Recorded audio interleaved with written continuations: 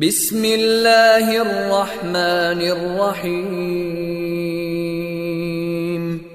शुरू अल्लाह के नाम से जो रहमान और रहीम है। इक़रा बिस्मि रब्बिकल्लज़ी खलक़। पढ़ो ए नबी अपने रब के नाम के साथ जिसने पैदा किया। खलक़ल इंसान मिन अलक़। जमे हुए खून के एक लोथड़े से इंसान की तख्लीक की। इक़रा व रब्बुकल अकरम। पढ़ो और तुम्हारा रब बड़ा करीम है। अल्लज़ी अल्लम बिल क़लम। जिसने कलम के जरिए से इल्म सिखाया। अल्लमल इंसान मा लम यअलम। इंसान को वो इल्म दिया जिसे वो न जानता था। Assalamu alaikum students, we are going to start our class with the name of Allah who is the most beneficent and merciful. This is class 5 and the period is social science. ठीक है, this is our video number 3. In our previous video we have learned chapter number 5 and 9. Chapter number 5, chapter number 1, 3, 5 and 8 of World Watch. Now in this video we will read chapter number 9, the struggle for independence. ठीक है, and review the continent Africa, जो हमने mid term में physical class में पढ़ा था उसका हमने रिव्यू करना है कॉन्टिनेंट अफ्रीका का। And then we will read the struggle of for independence. ठीक है, चैप्टर नंबर 9। सबसे पहले मैं आपको रिव्यू करवा देती हूँ कॉन्टिनेंट अफ्रीका का, फिर लास्ट में जो है हम ये चैप्टर रीड करेंगे। ठीक है, तो कॉन्टिनेंट अफ्रीका के अंदर आपने जो है क्या किया था, हमने किया था फैक्ट बॉक्स एंड हमने कंट्रीज़ की लिस्ट बनाई थी। List at least 5 countries and capital cities of continent Africa. ठीक है, आपके पास कंटेंट होगा मिड टर्म का, जिसके अंदर हमने आपको मैप दिया गया था जिसमें आपने कंट्री और अफ्रीका के नेम्स को फिल किया था। ठीक है, ये आपके पास कॉन्टिनेंट था। ठीक है, ये देखना ही आ रहा है मैप में, बस ऐसे दिखाना है, एक पेज है। ठीक है, कॉन्टिनेंट अफ्रीका, तो ये आपने जो है इसमें आप यहाँ पे देख लीजिए, यहाँ पे कंट्रीज़ और कैपिटल सिटीज़ के नेम हैं और यहाँ पे आपने इसको फिल करना है। इसमें आपको यहाँ से देखते हुए फिल करना है। ठीक है, यहाँ से आपको देखते हुए फिल करना है। इस पेज पे पेज नंबर 2 है, ये पेज नंबर 2 पे आपको इससे फिल करना है, कंट्रीज़ के नेम लिखने हैं विथ देयर कैपिटल सिटीज़। तो यहाँ पे पहले हम लिस्ट बनाएंगे। क्वेश्चन आपके पास है लिस्ट एटलीस्ट 10 कंट्रीज़। ठीक है, पहले मैं आपको कॉन्टिनेंट अफ्रीका का रिव्यू कर रही हूँ, तो इसके बाद हम जो है ये चैप्टर स्टार्ट करेंगे द स्ट्रगल फॉर इंडिपेंडेंस। तो पहले आप देख लीजिए कॉन्टिनेंट अफ्रीका, क्योंकि ये आप क्लास में भी पढ़ के आ चुके हैं। क्वेश्चन है आपके पास लिस्ट एटलीस्ट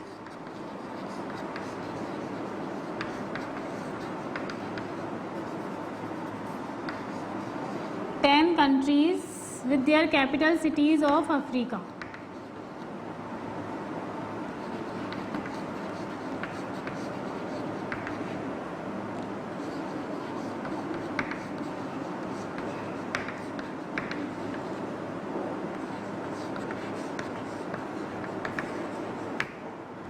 ठीक है, आपको कंट्रीज और कैपिटल सिटीज़ के नेम याद होने चाहिए।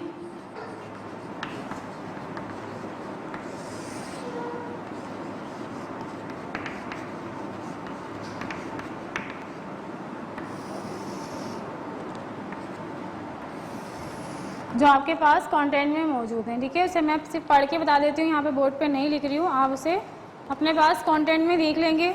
आपने ये वर्क कर लिया होगा और कंटेंट में भी आपके पास आया है ये कंट्रीज़। अल्जीरिया, अल्जीरिया का कैपिटल सिटी है अल्जायर्स।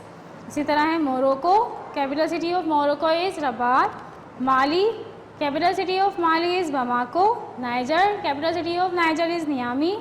Egypt, capital city of Egypt is Cairo. Libya, capital city of Libya is Tripoli. Nigeria, capital city of Nigeria is Abuja. Kenya, capital city of Kenya is Nairobi. Zambia, capital city of Zambia is Lusaka. Zimbabwe, capital city of Zimbabwe is Harare. ठीक है, इस तरह से ये 10 names हैं। इसके अलावा अगर आप और भी कोई नेम लिखना चाहते हैं जो आपके पास कंटेंट के अंदर पेज आया है, वहाँ से देख के आप कंट्रीज़ और कैपिटल सिटीज़ के नेम को लिख सकते हैं। ठीक है, इसके बाद आपके पास थे कुछ क्वेश्चन आंसर थे जो आपने इस कॉन्टिनेंट के अकॉर्डिंग पढ़े थे, कॉन्टिनेंट अफ्रीका के अकॉर्डिंग पढ़े थे, शॉर्ट क्वेश्चन आंसर हैं जिसे आपने क्या करना है, मेमोराइज करना है और याद भी करना है। शॉर्ट क्वेश्चन आंसर है, ये आपके पास कॉपी में वर्क मौजूद होगा, ये आपके पास कॉपी में वर्क मौजूद होगा, ठीक है ना। तो अब मैं यहाँ पे क्वेश्चन हैं वो लिख देती हूँ, क्वेश्चन नंबर 1, 2, 3 करके इसे आप नोट डाउन भी कर लेंगे और आप इसे मेमोराइज भी करें। ये हो गया आपके पास क्वेश्चन नंबर 1। ये क्वेश्चन आप नोट कर लें, फॉर असिस्मेंट के लिए भी है ये, और ये शॉर्ट क्वेश्चन आंसर्स के अंदर है, ठीक है। क्वेश्चन नंबर 2, कॉन्टिनेंट अफ्रीका की हम जो है ये भी बात कर रहे हैं, ठीक है। पहले मैं आपको एटलस का असिस्मेंट बता दूंगी, फिर उसके बाद वर्ल्ड वॉच का। क्वेश्चन नंबर 2 है आपके पास, where is the Table Mountain. ये हमने सारे क्वेश्चन जो हैं कॉपी में किए हैं। Where is the Table Mountain, Table Mountain कहाँ पर है? Table Mountain is in Cape Town, South Africa, ठीक है। केप टाउन में मौजूद है, साउथ अफ्रीका के अंदर। क्वेश्चन नंबर 3 आपके पास, what is the world's natural wonder in Africa. World's natural wonder का मतलब ये है कि मतलब सबसे ज़्यादा अलग से कोई चीज़, किसी चीज़ का होना क्या कहलाता है? अजूबा कहलाता है। तो वंडर, इसे अजूबे क्यों कहते हैं? World's natural wonder. तो यहाँ पे पूछा गया है कि वो ऐसी कौन सी चीज़ है जो सबसे अलग है अफ्रीका में, वो ऐसी कौन सी चीज़ है जो दुनिया में सबसे अलग है। What is the world's natural wonder in Africa? तो वो क्या है? इट इज़ विक्टोरिया फॉल, ठीक है। विक्टोरिया फॉल क्या है? एक तरह का वाटरफॉल है जो अफ्रीका में मौजूद है और जो सबसे बहुत ज़्यादा बड़ा है। आपने अमूमन देखा होगा वाटरफॉल जो होता है वो माउंटेन से पानी जब निकल रहा होता है तो उसे हम वाटरफॉल कहते हैं। तो जब ये विक्टोरिया फॉल का नाम दिया गया है, ये क्वीन विक्टोरिया के नाम पे इसका नेम भी रखा गया है और इस वाटरफॉल को नाम दिया गया है विक्टोरिया फॉल। तो ये लार्जेस्ट वाटरफॉल है जो कि अफ्रीका के अंदर मौजूद है, ठीक है। क्वेश्चन नंबर 4, क्वेश्चन नंबर 4 है आपके पास, how many countries of Africa have no sea coast. कितने ऐसे कंट्रीज़ हैं जिसकी सी कोस्ट नहीं है? How many countries of Africa have no sea coast. तो out of 55, 16 of them have no sea coast, ठीक है। 55 टोटल कंट्रीज़ हैं अफ्रीका के अंदर, कॉन्टिनेंट अफ्रीका के अंदर जो है 55 कंट्रीज़ हैं, इनमें से 16 के पास जो है सी कोस्ट नहीं है। सी कोस्ट किसे कहते हैं? साहिल समंदर के किनारे जो शहर आबाद होते हैं वो क्या कहलाते हैं कि ये सी साइड पे वाक़ है। जैसे हमने पढ़ा था Karachi is on the sea coast of Arabian sea के सी कोस्ट पे कराची मौजूद है, ठीक है ना। तो यहाँ पे आपसे पूछा गया है कि how many countries of Africa have no sea coast. कितने ऐसे कंट्रीज़ हैं जिनकी सी कोस्ट नहीं है, क्योंकि अफ्रीका जो है ऑलमोस्ट ओशियंस के आसपास ये घिरा हुआ है ओशियंस से। तो यहाँ पे इसलिए ये पूछा गया कि कितने कंट्रीज़ ऐसे हैं जिनकी सी कोस्ट नहीं है। तो 16 कंट्रीज़ ऐसे हैं जिनमें सी कोस्ट नहीं है और टोटल कितने कंट्रीज़ हैं अफ्रीका के? 55। तो out of 55, 16 of them have no sea coast, ठीक है। नेक्स्ट है आपके पास, how many languages are spoken in Africa. कितनी लैंग्वेजेस अफ्रीका में जो है टोटल कितनी लैंग्वेजेस बोली जाती हैं? How many languages are spoken in Africa.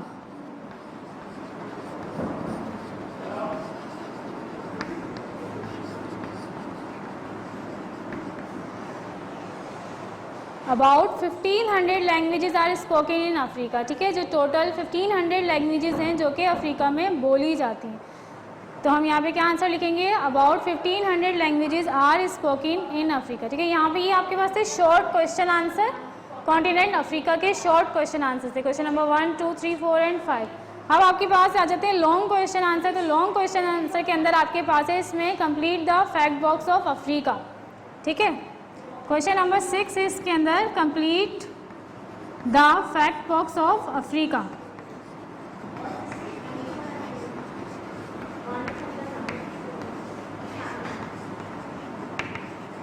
Africa का फैक्ट बॉक्स है जो कि आपको कंप्लीट करना है, जिसके अंदर आपके पास है highest mountain, highest point, largest city, largest country and most populated city और most populated country of Africa. तो ये सारे नेम जो हैं आपको याद होने चाहिए, जिसे आपने फिल करना है। हमने आपकी कॉपी में भी लिखे थे, ठीक है ना, करा था ये हमने।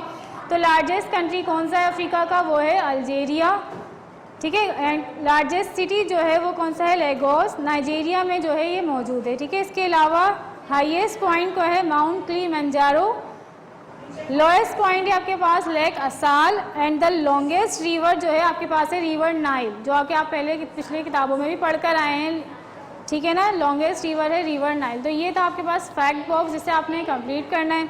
Highest point, lowest point, longest river, largest country, largest city and the most populated city, ठीक है। यहाँ पे आपके पास ये फैक्ट बॉक्स ऑफ अफ्रीका का ही कंप्लीट करना है। इसके बाद है पिक्चर कॉम्प्रिहेंशन। पिक्चर कॉम्प्रिहेंशन के अंदर क्या है आपके पास 2 और 3 पिक्चर्स बनी हुई आएंगी, जिसे आपने देखते हुए आंसर देने हैं और 2 और 3 लाइन्स लिखनी है about the picture. Picture comprehension.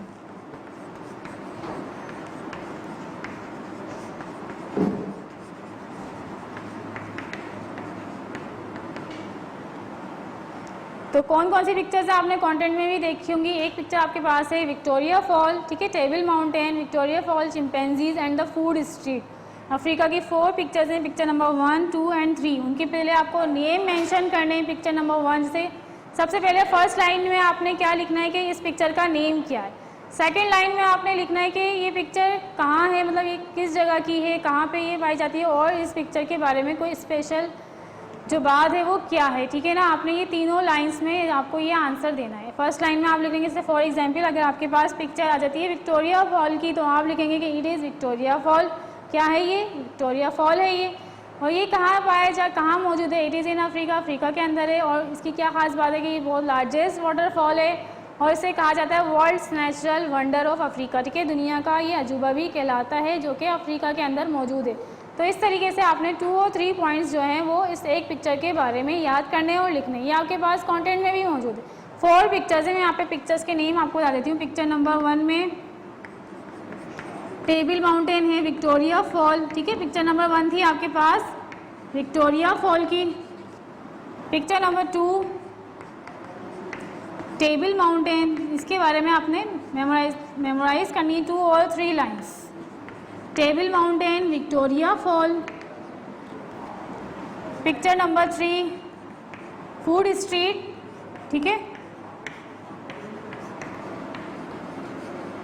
And picture number 4 में आपके पास चिंपैंजी दिखाया गया है। और क्यों दिखाया गया है, क्योंकि ज़्यादातर जो है वहाँ पे अफ्रीका में फॉरेस्ट पाए जाते हैं और वहाँ पे इस तरह के एनिमल्स रहते हैं। चिंपैंजीज जो हैं वहाँ पे बहुत ज़्यादा पाए जाते हैं, ठीक है, क्योंकि वहाँ पे फॉरेस्ट है, रेन फॉरेस्ट का वहाँ का जो क्लाइमेट है वो रेन फॉरेस्ट टाइप है।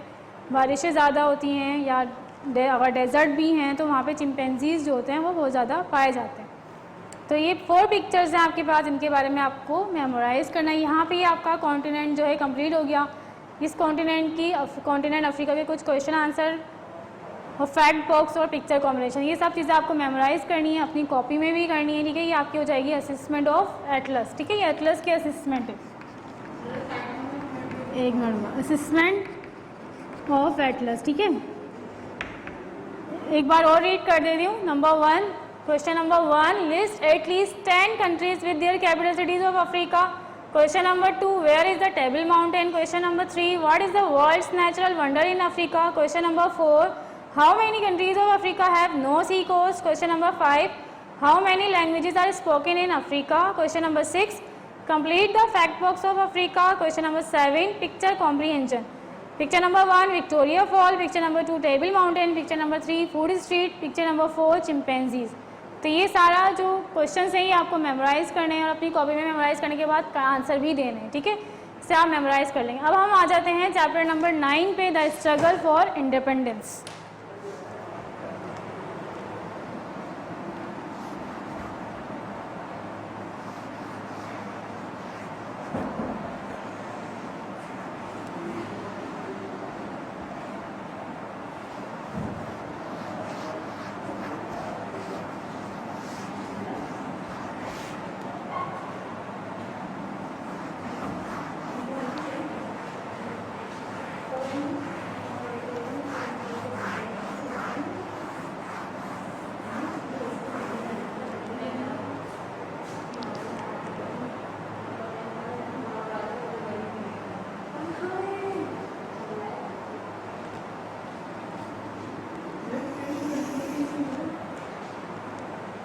Okay, now chapter number 9 the struggle for independence. ठीक है, हमने लास्ट जो वीडियोस हमने पढ़ी थी उसमें हमने द वॉर ऑफ इंडिपेंडेंस पढ़ा था, जिसमें हमने जिक्र किया था 1857 का। 1857 में हमने क्या पढ़ा था कि ब्रिटिश रूल करते थे उस टाइम पे, हिंदू और मुस्लिम सब एक साथ थे। इंडिया जो है, इंडिया और पाकिस्तान एक ही कंट्री थे और वहाँ पे जो है ब्रिटिश की हुकूमत थी।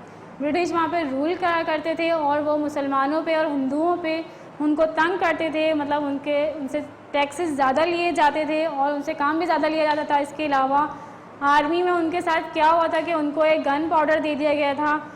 कार्ट्रिजेस जो गन पाउडर कार्ट्रिज के जो गन पाउडर था वो ग्रीस से बना हुआ था। कार्ट्रिजेस जो थे, कारतूस जिसे हम कहते हैं, क्योंकि पुराने ज़माने में बुलेट्स तो होती नहीं थी, कारतूस इस्तेमाल होते थे, तो जो ये कार्ट्रिजेस थे वो ग्रीस के बने हुए थे।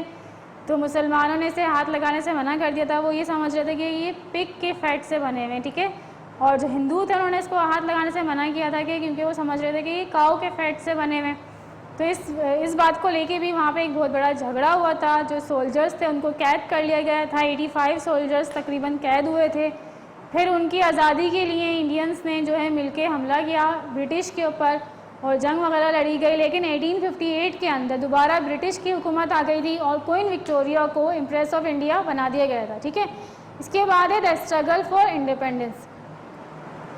इसके बाद जो है मुसलमानों ने जब देखा कि हिंदू और मुसलमानों ने कि हमारे पास ज़्यादा तंग किया जा रहा है, हमें अंग्रेज़ों की तरफ से मज़ालिम ज़्यादा हो गए, तो फिर उन्होंने अपनी आज़ादी के लिए जंग लड़ना शुरू की। और कौन कौन से लीडर्स थे जिनका जिक्र हम करेंगे वो हैं सर सैयद अहमद ख़ान, अल्लामा इकबाल, कायद-ए-आज़म मोहम्मद अली जिन्ना एंड मोहनदास गांधी। तो इन लीडर्स का हमने जिक्र करना है इस चैप्टर के अंदर और हम पढ़ेंगे कि किस तरीके से उन्होंने स्ट्रगल की, पाकिस्तान की आज़ादी के लिए किस तरीके से उन्होंने स्ट्रगल की, द स्ट्रगल फॉर इंडिपेंडेंस, ठीक है।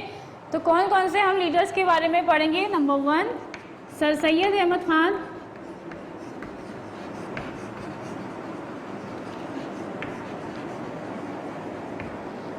नंबर 2 कायद-ए-आज़म,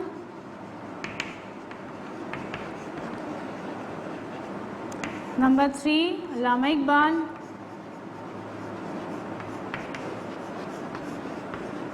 और नंबर 4 मोहनदास गांधी, ठीक है। मोहनदास गांधी जो हैं वो हिंदू थे, मोहनदास गांधी, राइट। तो अब हम जो है यहाँ पे क्या करने जा रहे हैं, चैप्टर रीड करेंगे पहले, फिर हम उसको एक्सप्लेन करेंगे। अपनी बुक्स ओपन करेंगे आप लोग, page number 88, start unit number 9 the struggle for independence, ठीक है। The unit number 9 the struggle for independence, page number 88। हमने यहाँ से ये स्टार्ट लेना है जो मैंने आपको बताया। सैयद अहमद ख़ान, आप इनकी पिक्चर देख रहे हैं सैयद अहमद ख़ान की, ठीक है। इनके बारे में हम पहले पढ़ेंगे। यहाँ पे इनका ईयर लिखा हुआ है, ये 1817 में बोर्न हुए थे। Syed Ahmad Khan was born in 1817 और उनकी जो डेथ हुई थी 1898 में, ठीक है। क्या किया था इन्होंने ग्रुप्स बनाए थे, पॉलिटिकल ग्रुप्स बनाए थे, न्यू पॉलिटिकल ग्रुप्स बनाए गए थे। ये उस टाइम की बात की जा रही है। सैयद अहमद ख़ान कौन थे? सैयद अहमद ख़ान वॉज अ जज, a reformer and an educator. Syed Ahmad Khan जो थे वो एक जज थे, रिफॉर्मर थे और एक एजुकेटर थे। After the war of independence he saw no future for the Muslims of India if they turn their backs on the western world and modern sciences, ठीक है। जंग जो हमने अभी जिक्र किया था वॉर ऑफ इंडिपेंडेंस का, उसके बाद उन्होंने देखा कि मुसलमानों का कोई फ्यूचर नहीं है, तो उन्होंने फिर अपनी कोशिशें की क्या मॉडर्न साइंस की तरफ कोशिश की कि मुसलमानों की तवज्जो जो है मॉडर्न साइंस की तरफ ले जाई जाए। He said that Muslims should stay friendly with Britain because they had very little power alone. उन्होंने कहा कि पहले मुसलमानों को ब्रिटेन के साथ ताल्लुक़ रखना चाहिए, फ्रेंडली होना चाहिए, क्योंकि जो है मुसलमानों में उस टाइम पे कोई पावर नहीं थी, वो अकेले थे। He said they could learn from the west. उन्होंने कहा उन्हें कि मुसलमानों को बहुत सी चीज़ें सीखना पड़ेंगी मगरिब से, यानी कि ब्रिटिश से उन्हें बहुत सी चीज़ें सीखना पड़ेंगी। क्योंकि हमने अभी जिक्र किया था कि ब्रिटिश ने जो है बहुत सी चीज़ें बनाई भी थी, टेलीग्राफ थी, पोर्ट्स, कैनाल्स वगैरह, वो सारी चीज़ें ब्रिटिश ने ही डेवलप की थी। तो he told them to learn all they could from British schools because education is important.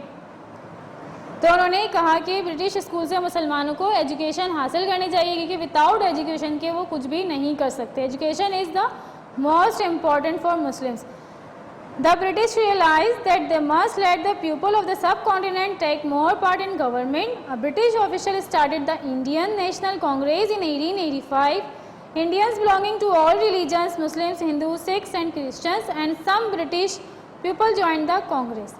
ठीक है, यहाँ पे जिक्र किया गया है कि ब्रिटिश ऑफिशियल ने एक तंजीम स्टार्ट की, ऑर्गेनाइजेशन स्टार्ट की, उसका नाम उन्होंने रखा था इंडियन नेशनल कांग्रेस। 1885 में ये कांग्रेस बनाई गई थी। इंडियंस का जो ताल्लुक था उस कौन से रिलीजन से था, जो इंडियंस का यहाँ पे जिक्र किया गया है उसके अंदर मुसलमान, हिंदू, सिख और क्रिश्चियन, ये चारों रिलीजन्स के लोग शामिल हैं। ठीक है, क्योंकि जब उस टाइम पे ये सारे एक साथ मिलके ही रहते थे, जब इंडिया पाकिस्तान एक ही कंट्री था तो हिंदू, मुस्लिम्स, सिख और क्रिश्चियन ये भी सब एक साथ मिलके रहा करते थे, उसे हम इंडियंस कहते हैं। ठीक है, उनको इंडियंस कहा जाता था। And some British people join the Congress, और कुछ ब्रिटिश के लोगों ने भी कांग्रेस को ज्वाइन किया था। This help the people of the subcontinent to make their voices heard. तो ये जो कांग्रेस बनाई गई थी, इसका मकसद ये था कि लोगों की आवाज़ सुनी जाए, लोगों के बारे में सुनी जाए कि उनको क्या प्रॉब्लम्स पेश आ रही हैं, उनको सॉल्व किया जाए। तो ये कांग्रेस इसलिए बनाई गई थी ताकि जो लोग थे वहाँ पे, मुस्लिम्स थे या हिंदू थे या सिख्स थे, उनकी प्रॉब्लम को सॉल्व करने के लिए इंडियन नेशनल कांग्रेस बनाई गई थी। ठीक है, after some time some Muslim said the Congress favoured Hindus and was unfair towards Muslim. कुछ अरसे के बाद मुसलमानों ने कहा कि उन्हें ऐसा लगता है कि जो ये कांग्रेस बनाई गई है वो हिंदुओं को ज़्यादा फेवर करती है, मुसलमानों को बिल्कुल भी फेवर नहीं करती और उनके साथ अनफेयर है। They decided to separate in 1906। ठीक है, यहाँ पे ये सन आप याद रखेंगे। 1906 के अंदर उन्होंने डिसाइड किया कि उन्हें अब सेपरेट होना चाहिए, अलहदा हो जाना चाहिए, and form the All India Muslim league. और जब वो अलहदा हो गए तो फिर उन्होंने ऑल इंडिया मुस्लिम लीग को बनाया। ठीक है, अच्छा यहाँ पे आपको एक पिक्चर नज़र आ रही होगी। ये जो पिक्चर है ये सैयद अहमद ख़ान ने क्या बनाई थी, यूनिवर्सिटी बनाई थी इन उत्तर प्रदेश के अंदर। ये है अलीगढ़ मुस्लिम यूनिवर्सिटी। ठीक है, ये सैयद अहमद ख़ान ने इसकी बुनियाद रखी थी, बनाई थी। उसके अलावा उन्होंने बहुत सारे स्कूल्स भी बनाए थे, क्योंकि उनका जो फोकस था वो यही था कि मुसलमान जो है अपनी एजुकेशन पे फोकस करें। ठीक है, इसके बाद है मोहम्मद अली जिन्ना। मोहम्मद अली जिन्ना वाज बोर्न इन कराची इन 1876। मोहम्मद अली जिन्ना जो है वो कराची में पैदा हुए थे 1876 में। Karachi was part of the Bombay presidency ruled by Britain. Karachi जो है उस टाइम पे बम्बई का इलाका था। ठीक है, बम्बई के हिस्से में ही आता था और उस पर ब्रिटेन की हुकूमत थी। सबसे पहले कायदा आज़म मोहम्मद अली जिन्ना जो है वो he went to London to train as a lawyer and work there for some time. वो लंदन गए और वहाँ पे उन्होंने जो है एज अ लॉयर काम किया, फिर वो वापस आए। Then he went to work in Bombay, now Mumbai. फिर उन्होंने बम्बई में काम किया, जो कि अब मुंबई के नाम से जाना जाता है। Then at first he join the Indian National Congress. सबसे पहले उन्होंने इंडियन नेशनल कांग्रेस को ही ज्वाइन किया था, but later decided to join the All India Muslim League. लेकिन बाद में उन्होंने जो है ऑल इंडिया मुस्लिम लीग को ज्वाइन किया। There were more Hindus than Muslims in the Congress. ठीक है, उन्होंने उनके ज्वाइन करने का मकसद क्या था कि उस वक्त जो है कांग्रेस के अंदर हिंदूज ज़्यादा थे, इसलिए उन्होंने कांग्रेस को छोड़ दिया और ऑल इंडिया मुस्लिम लीग को ज्वाइन किया, क्योंकि उसके अंदर मुसलमान थे। Jinnah wanted India to have home rule and be free from British rule. Jinnah क्या चाहते थे कि मुसलमानों का एक अलहदा वतन हो, ठीक है, और वो ब्रिटिश से जो है आज़ादी हासिल करें, ब्रिटिश रूल उन पर ना करें। He became president of the Muslim league. People called him Quaid Azam, great leader. वो जो है कायद आज़म मतलब ग्रेट लीडर कहलाए गए। वो मुस्लिम प्रेसिडेंट बने उस तंजीम के, ऑल इंडिया मुस्लिम लीग के। उनको प्रेसिडेंट बनाया गया, सदर बनाया गया और लोगों ने उनको कायद आज़म कहना शुरू किया। कायद आज़म का क्या मतलब है, ग्रेट लीडर। ठीक है, इस तरह से बहुत सारी कोशिशों के बाद उन्होंने बहुत सारी ऐसी कोशिशें की कि मुसलमान जो हैं बहुत ज़्यादा से ज़्यादा ऑल इंडिया मुस्लिम लीग को ज्वाइन कर सकें। इसके बाद जो जिक्र किया गया है वो है Mohandas Gandhi. Mohandas Gandhi was from Porbandar, now in Gujarat. जैसे मैंने आपको बताया कि इंडिया और मुसलमान दोनों जो है साथ थे और उन पर ब्रिटिश की हुकूमत थी, तो मोहनदास गांधी भी यही चाहते थे कि ब्रिटिश यहाँ से चले जाएं और हमें भी आज़ादी मिल जाए अंग्रेज़ों से। ठीक है, like Mohammad Ali Jinnah he studied law in London. Mohammad Ali Jinnah की तरह वो भी लंदन में स्टडी करते थे और लॉयर थे। After working in South Africa he came back to India in 1915। ठीक है, 1950 में वो वापस आए इंडिया और उन्होंने जो है कांग्रेस, इंडियन नेशनल कांग्रेस को ज्वाइन किया। वो क्या करते थे, वो बहुत सिंपल मैन थे, सिंप्लिसिटी रखते थे, सादा ज़िंदगी गुजारा करते थे और गरीबों की जो वो हेल्प करते थे। और वो चाहते थे कि पुरअमन तरीके के साथ सारे काम अच्छे तरीके से अंजाम हो, ठीक है। उन्हें लड़ाई का, वॉर का कोई ख़ास शौक़ नहीं था, नहीं चाहते थे कि वो जंग लड़ी जाए, वो चाहते थे कि पुरअमन तरीके से उनको एक आज़ाद मुल्क मिल जाए, ठीक है। Gandhi believe that people had better lives if they live simply. उनका मानना क्या था कि अगर लोग सिंप्लिसिटी के साथ रहेंगे तो वो बेहतर ज़िंदगी गुजार सकेंगे, with no luxuries like expensive clothes और ज्वेल्स। मतलब ज़रूरी नहीं है कि लोगों के पास महंगे कपड़े और महंगी ज्वेलरी हो, अगर वो चाहें तो एक सादा ज़िंदगी भी गुजार सकते हैं। Gandhi wanted to get home rule for India through peaceful protest. वो चाहते थे कि पुरअमन तरीके से पीसफुल प्रोटेस्ट के ज़रिए गांधी चाहते थे कि एक आज़ाद मुल्क मिल जाए इंडिया के लोगों के लिए। Another lawyer called Jawaharlal Nehru worked with Gandhi to try to get home rule for India. एक और लॉयर थे जवाहरलाल नेहरू, वो भी गांधी के साथ काम कर रहे थे और वो भी यही कोशिश कर रहे थे कि इंडिया को आज़ादी दिलाई जा सके। He was born in Allahabad and went to school and university in England. वो इलाहाबाद में पैदा हुए थे एंड वो स्कूल गए इलाहाबाद में ही। और कौन सी यूनिवर्सिटी में उन्होंने तालीम हासिल की थी? इंग्लैंड की एक यूनिवर्सिटी में उन्होंने एजुकेशन ली थी। He to train as a lawyer in London, ठीक है। वो भी लंदन में एज अ लॉयर ही ट्रेन हुए थे। जितने भी पॉलिटिशियंस का जिक्र किया गया वो लॉयर थे, चाहे वो सैयद अहमद ख़ान थे, ठीक है। इस तरह से कायद-ए-आज़म मोहम्मद अली जिन्ना और मोहनदास गांधी, इनका जिक्र किया गया है, और जवाहरलाल नेहरू। तो ये सारे के सारे उनका जो प्रोफेशन था वो लॉयर का प्रोफेशन था, वो लॉयर थे। Then he came back to India and join the Indian National Congress, ठीक है। फिर वो वहाँ से अपनी तालीम हासिल करने के बाद वापस आए और इंडियन नेशनल कांग्रेस को ज्वाइन किया। द अमृतसर मैसीकार, मैसीकार का मतलब है कत्लेआम। अब अमृतसर में एक हादसा हुआ जिसे अमृतसर मैसीकार के नाम से जाना जाता है।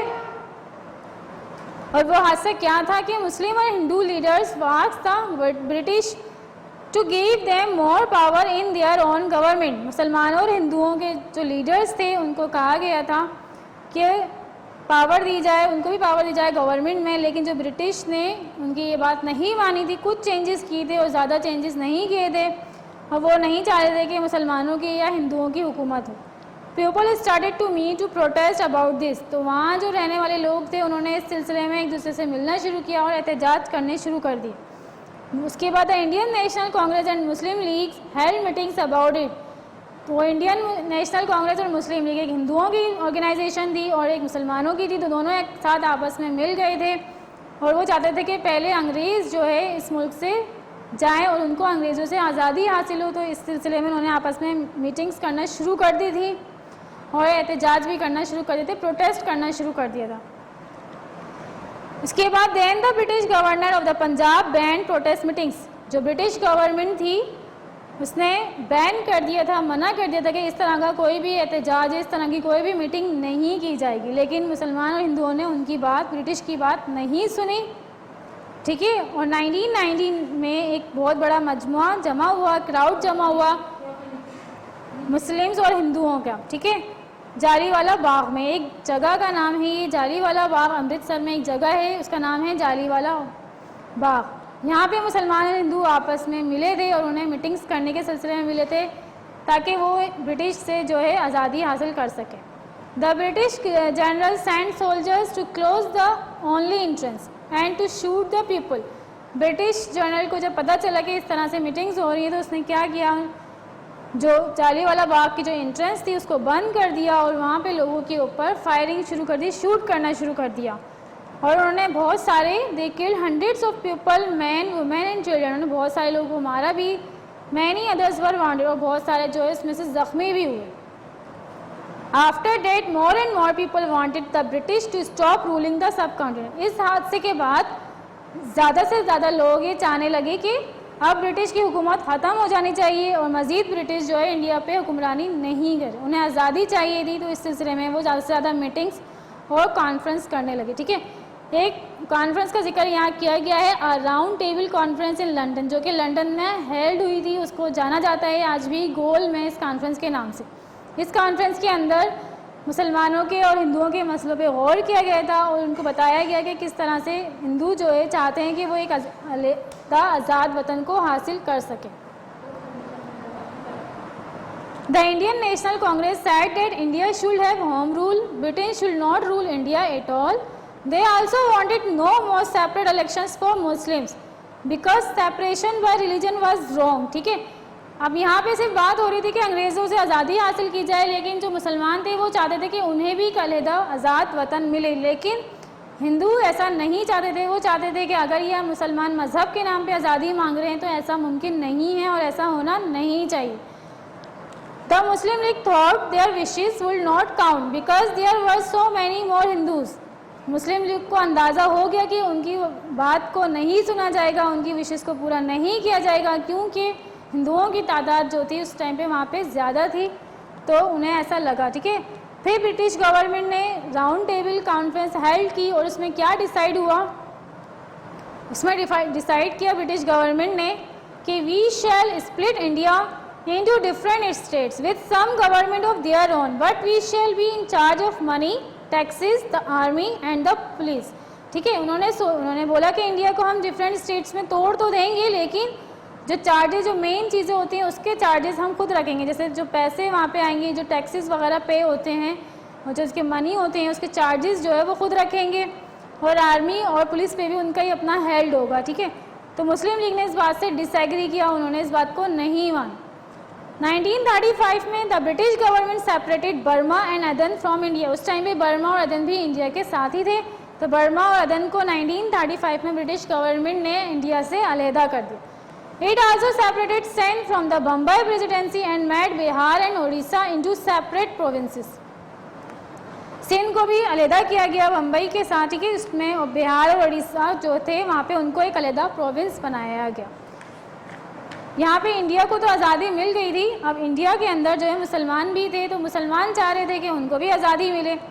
तो पॉलिटिशियंस जो थे, कुछ अल्लामा इकबाल, कायद आज़म मोहम्मद अली जिन्ना, इनका कहना क्या था, अल्लामा इकबाल क्या कहते थे, वो एक पोएट थे और पॉलिटिशियन भी थे। तो अल्लामा इकबाल ने कहा कि a separate Muslim nation is the only way for a peaceful India and to save Muslims from being overpowered by non Muslims, कि एक अलहदा मुस्लिम रियासत जो है बहुत ज़रूरी है इंडिया में और मुसलमानों को सेव करने के लिए, ताकि वो आज़ादी के साथ अपने मज़हब के मुताबिक ज़िंदगी गुजार सकें।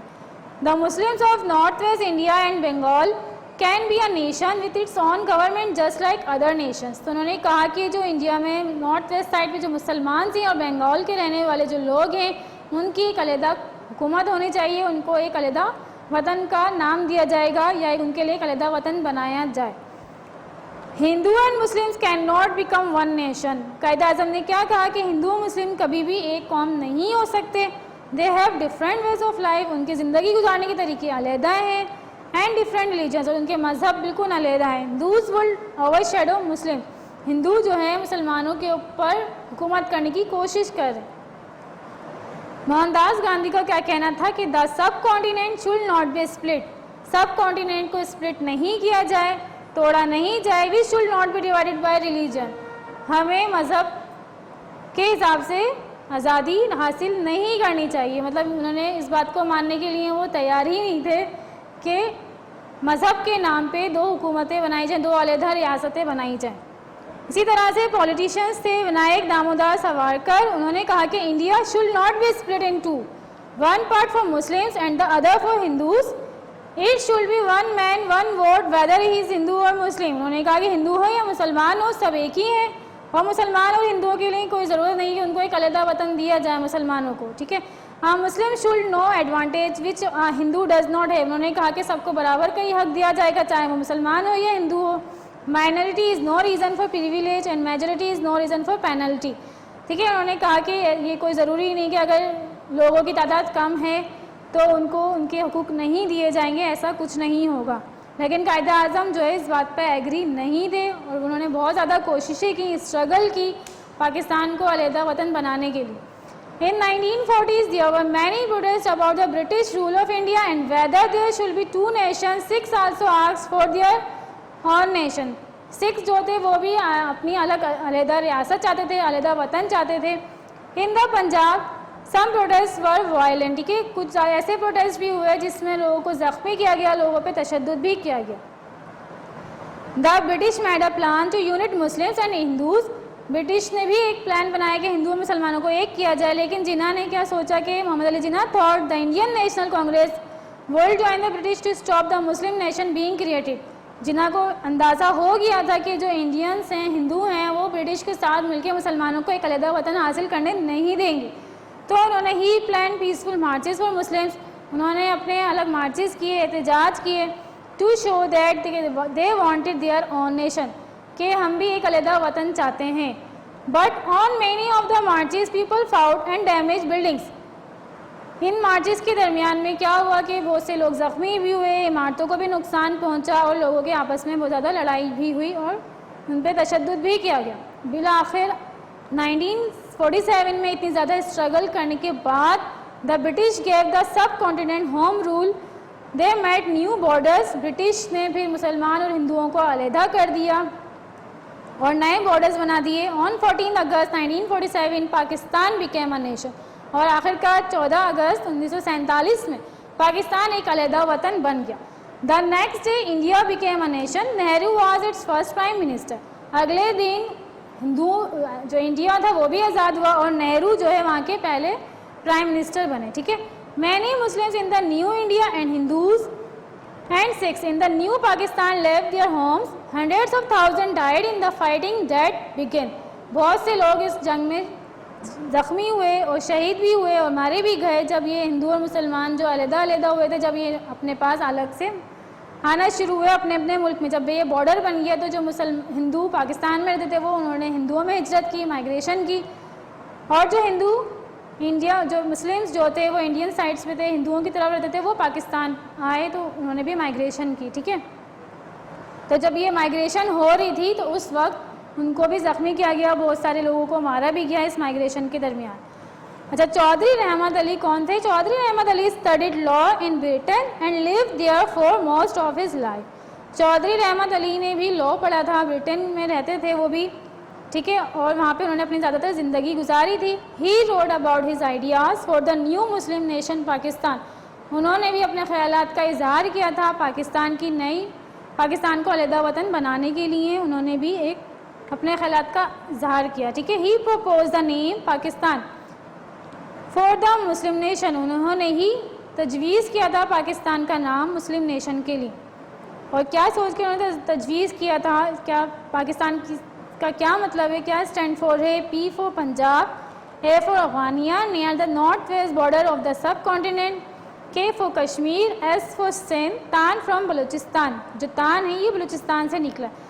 Also the name mean Pakistan का और भी क्या मतलब है? पाक मीन प्योर, स्तान मीन्स नेशन। ठीक है, प्योर नेशन। तो पाकिस्तान का क्या मतलब बनता है? Pure nation.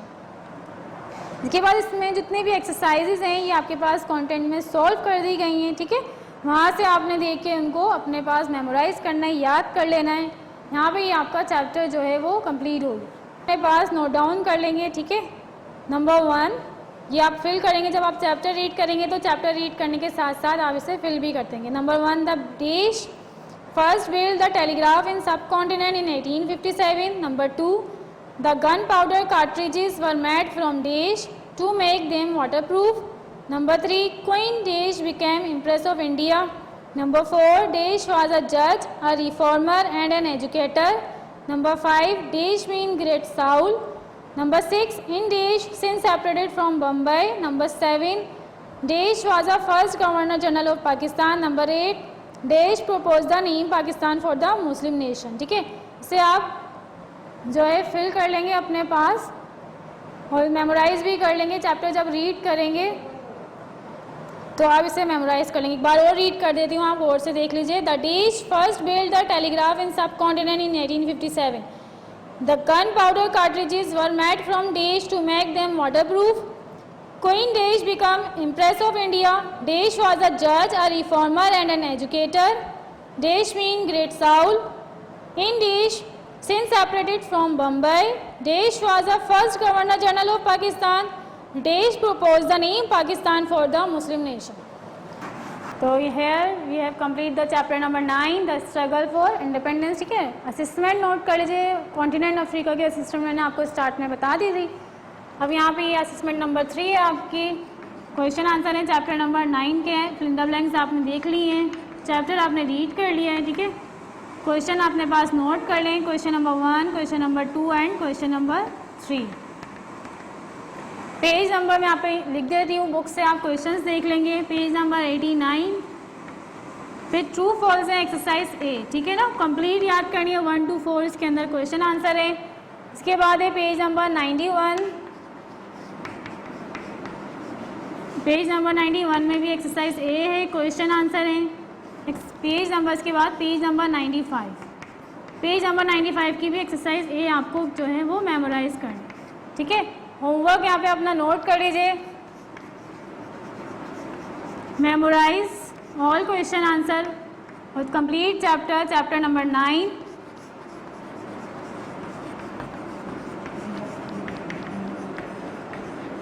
Chapter number 9 complete, ठीक है। सारे क्वेश्चन आंसर याद कर लीजिएगा और असेसमेंट में इन 3 एक्सरसाइज का आपने मेमोराइजेशन करने के बाद टेस्ट देना, ठीक है। इसके बाद आपके पास है question answer of continent Africa, जो मैंने आपको स्टार्ट में बोर्ड पे करे, कॉन्टिनेंट अफ्रीका क्वेश्चन आंसर, ठीक है। ये सारे आपने मेमोराइज करना है। यहाँ पे वर्ल्ड वॉच आपकी कंप्लीट हो गई है। एटलस के आपके पास 3 कॉन्टिनेंट्स रह गए हैं, continent south America, north America and ocean. वो हम अपनी नेक्स्ट वीडियो में उसको रीड करेंगे, उसके बारे में डिस्कस करेंगे, ठीक है। ये आप अपने पास नोट डाउन कर लेंगे, अच्छे तरीके से मेमोराइज कर लेंगे, जैसे क्वेश्चन आंसर भी मेमोराइज कर लेंगे अफ्रीका के बारे में और chapter number 9 the struggle for independence. और एमसीक्यूज़ के लिए आप जो है चैप्टर अच्छे तरीके से रीड करेंगे। फिल इन द ब्लैंक्स के लिए, एमसीक्यूज़ के लिए आपको अच्छे तरीके से क्या करना है, चैप्टर को रीड करना है, ठीक है। टिल देन टेक केयर, अल्लाह हाफिज़।